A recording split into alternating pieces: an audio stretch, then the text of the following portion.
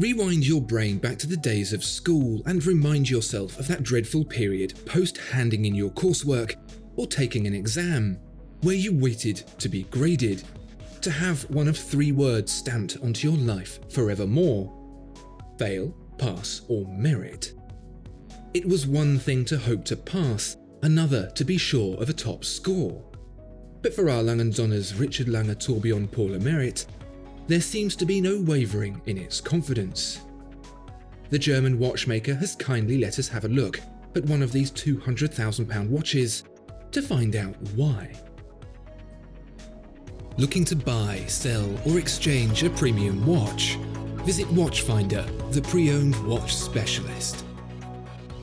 A big thank you to every single person who watches and enjoys these videos.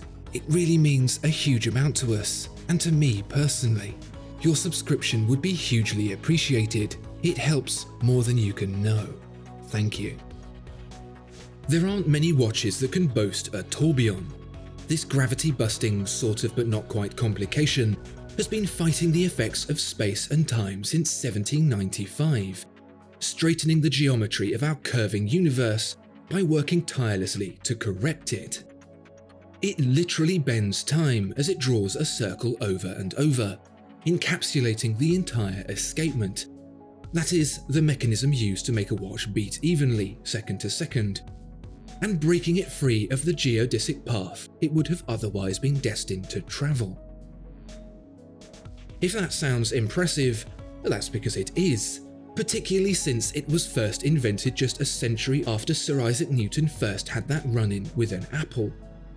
More impressive still, the tourbillon existed well over a century before Albert Einstein casually blew everyone's mind by correcting Newton.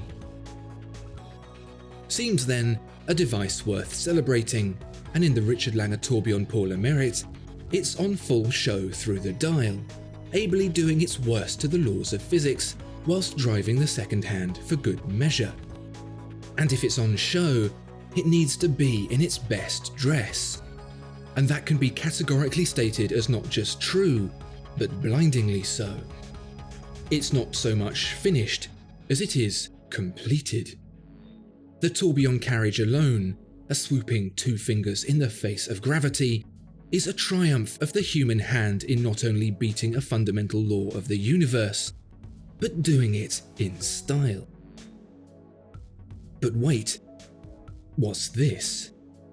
Our tourbillon's limelight has been stolen by the necessity of an hour hand. I suppose, after all, this is a watch, and accurate time is nothing without a way to tell it by, but did there have to be such a great big bite out of this mechanical beauty's mush? Well, fear not, because our egotistical little tourbillon need not throw a hissy fit, because once the hour track has done its thing in the vicinity of the tourbillon, it disappears. So, between the hours of 12 and 6, the tourbillon can be appreciated to its fullest. So this tourbillon is a little bit of a showstopper, that's for sure. It knows what it's got, and it's flaunting it. But what use is all that power without control? This watch needs a kind of traction control, if you will, a stability program that lets the movement's accuracy be properly calibrated. By which, of course, I mean setting the time. It may have become apparent to you that this 41.9mm rose gold case houses a time display that's a little out of the ordinary. It's perhaps not unusual to see the seconds separated from the hours and minutes, but to see all 3 scales completely independent of each other is very uncommon. That's because this is a regulator-style watch, whose design harks back to the master clocks found in observatories across the land, from which local time was set by. Before the internet, satellites, and the talking clock, a person was required to set their own timekeeper by the time of the town's clock. A chime ensured that all around knew they wouldn't miss playing ball in a cup or stick and hoop, or whatever it was people did back then, with their friends. But where did the town clock get its time from? These observatories, that used an intricate knowledge of the night sky to maintain an uncompromisingly accurate measure of time, would be visited by travelling timekeepers who would set a portable clock and return to their town of origin to make sure things were still ticking along nicely, so to speak. Those observatory clocks, like this Richard Lange Tourbillon pour le Mérite, had their hours, minutes and seconds separated to ensure no mistakes were made by these wandering watchmakers who might deign to turn 10 past 10 into 10 to 2.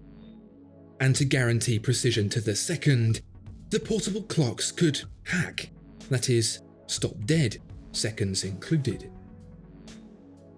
Hacking isn't the most revolutionary feature in the world when it comes to watches, but for a tourbillon like this one, it's virtually unheard of. All that mass, all that momentum, in its own tiny universe, is tearing through space. Only in the Richard Lange Tourbillon pour le Mérite, a pull of the crown is sure to give it a rather rude interruption. But before you stand to give this watch the rousing applause it deserves, pause for a moment, because all this watch's hard work may be about to come undone. That's right, I am indeed talking about Hooke's law. And it was all going so well. What's going on here is that, despite the watch's meagre 36-hour power reserve, the torsional spring providing drive to the clear and accurate display via the clear and accurate tourbillon is flawed.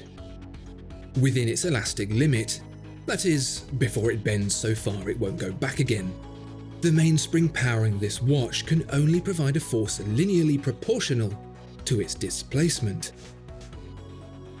Or rather, stretch a spring a little and it pulls back a little. Stretch it a lot and it'll fight you harder.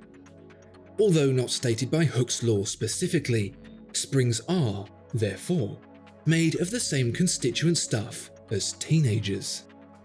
And this presents a problem, because for your tourbillon to fight space and time and our regulator dial to fight poor attention and bad eyesight, the flow of force getting the whole thing moving needs to be constant, and it's not. A fully wound mainspring is raring to go, ready to bolt out the gate like a greyhound with a rocket up its backside. An almost empty one exhibits the same amount of effort as I do looking for something interesting to watch at 1 in the morning. You get what you get. So what you really need is a gear to tone down the full spring and a gear to beef up the empty one, and then an infinitely variable gear in between them. Sounds impossible? Well, it's not, as over 600 of this watch's 1,000 parts have gone into demonstrating. This incredible device, known as the fusee and chain, is no new thing, actually dating back to the early 16th century, albeit nowhere near as compact as it is found in the Richard Lange Tourbillon pour le Mérite.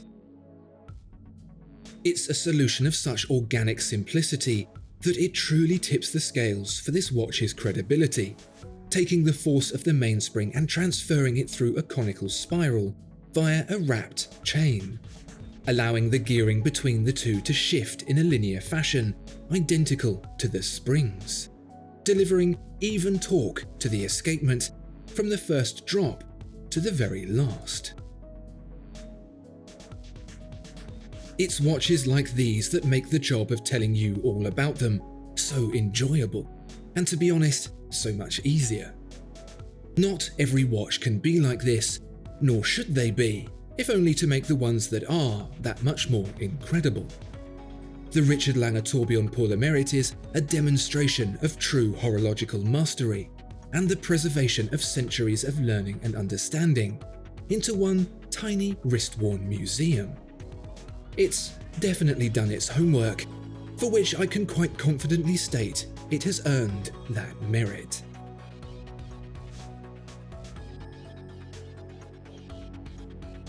Discover more exceptional watches at Watchfinder. Thank you so much for watching this video. If you enjoyed it, please do consider giving it a like and subscribing to the channel.